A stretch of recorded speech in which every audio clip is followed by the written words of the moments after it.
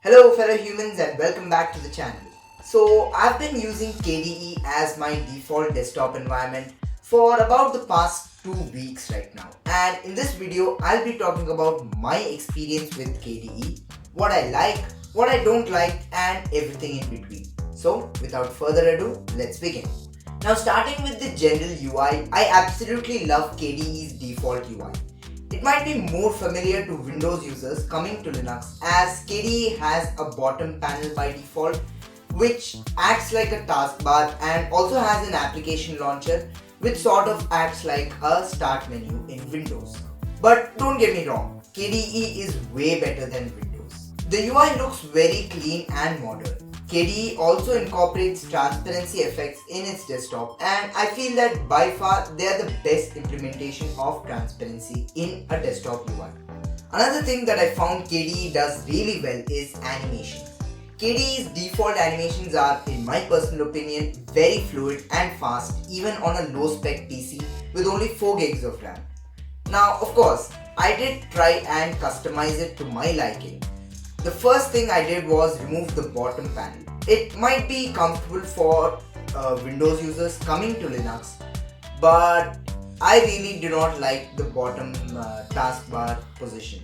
At first I tried to position the panel on the top like GNOME with just the app launcher and system indicators and use the plank dock for managing my open applications. But in the end, I found that I did not use the panel which KDE provided very much and decided to place it on the right instead and also make it auto hide by default. The only thing that I use the panel consistently for is checking the time. But whenever the panel is placed on the left or right side of the screen, the font on the clock becomes completely unreadable. So to deal with that, I added a date and time widget to my desktop. Another small issue with placing the panel on the right side is that the application launcher menu does not scale properly, and even though the panel is on the right, parts of the application launcher still have a left orientation. But this was a minor issue as I did not even use that very much, and instead of using the application launcher, I used to use the KRunner app launcher more often.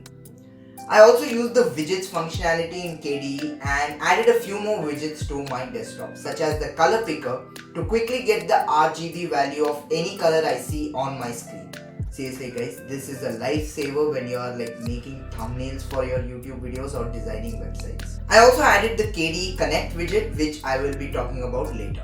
Now KDE comes with desktop icons by default, and I usually disable desktop icons on any desktop environment that I use because desktop icons are terrible and should not exist.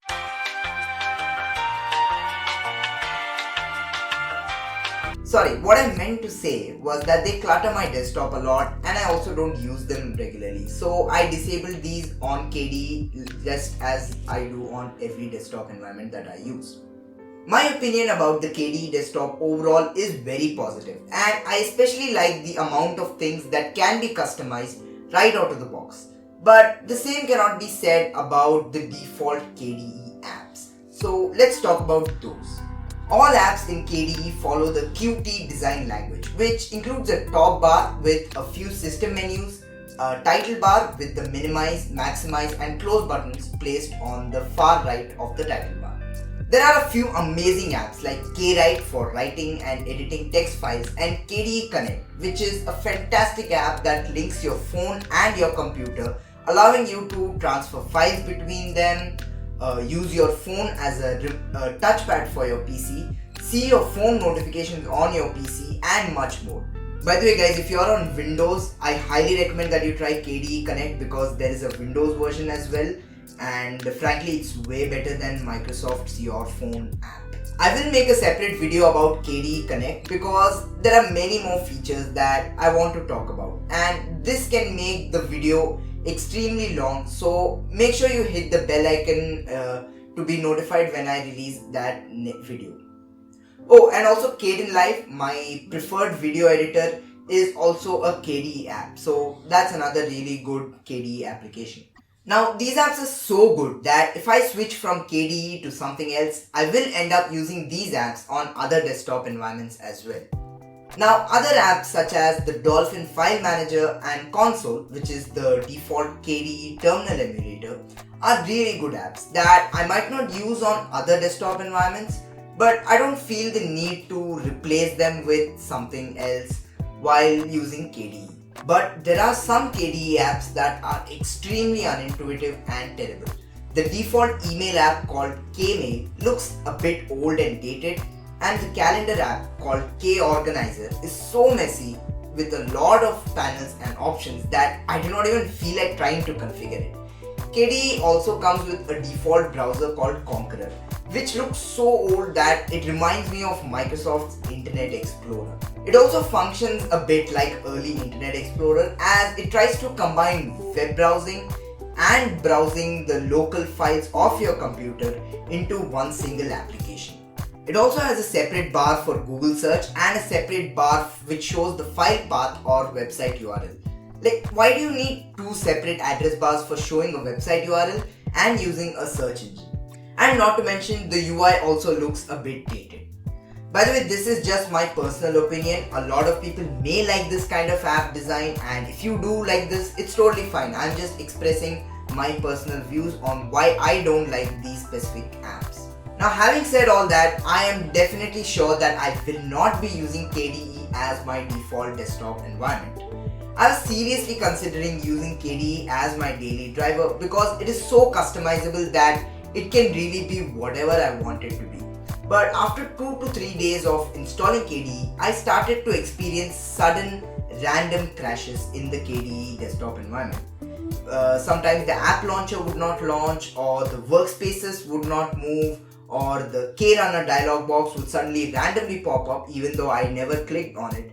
And whenever this happens, all the apps on the system would become extremely slow to the point that I can't even do anything on the system. Now, the problem would fix itself easily after I just log out and log in again. But over the span of 2 weeks that I have been using KDE, I have experienced this issue at least 4 to 5 times by now.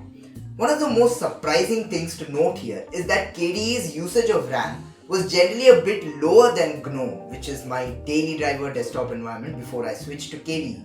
So I don't know why KDE is behaving like this, but it is definitely not a system resources issue because KDE seems to utilize RAM much better and much more efficiently compared to other desktop environments.